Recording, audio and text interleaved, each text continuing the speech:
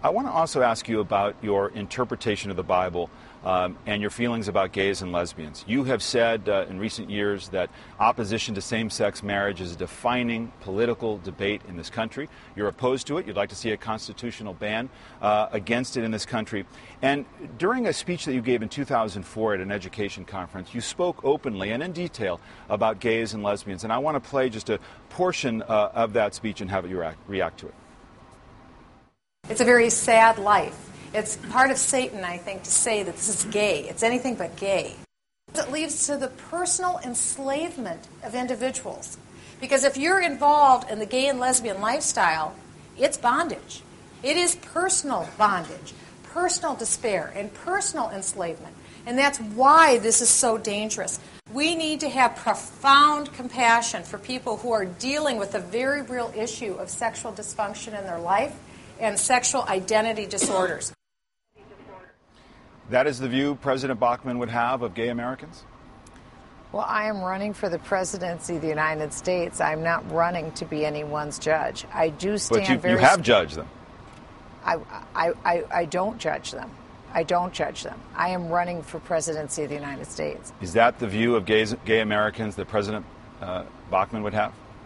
Well, my view on marriage is that I believe that marriage is between a man and a woman, and that's what I stand for. But I ascribe honor and dignity to every person, no matter what their background. They have honor and they have dignity. Do you think gay Americans hearing quotes like that from you would think that that's honor and dignity coming from you about their circumstance?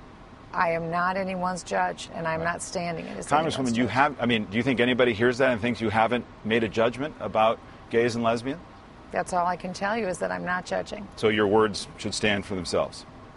I'm running for the presidency of the United States. That's what's important. Would you appoint an openly gay person to your administration, to your cabinet, or name them as a judge?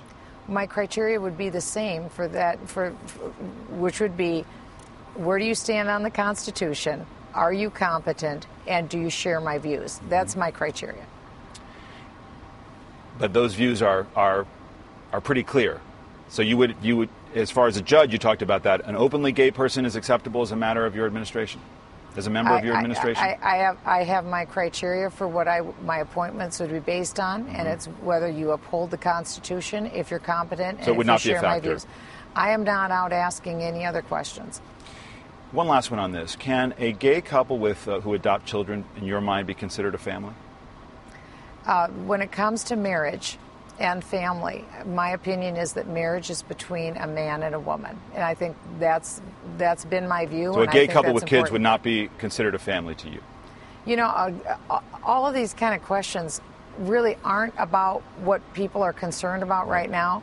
This isn't what Congresswoman, you said that any candidate for president should be asked about his or her views and their record. This is a record of your statement. These were defining political issues for you as your political career advanced. You're the one who said that same-sex marriage was a defining political issue of our time. Those were your words back in 2004. So I'm just asking you about your views on something that has animated your political life. I think my views are clear.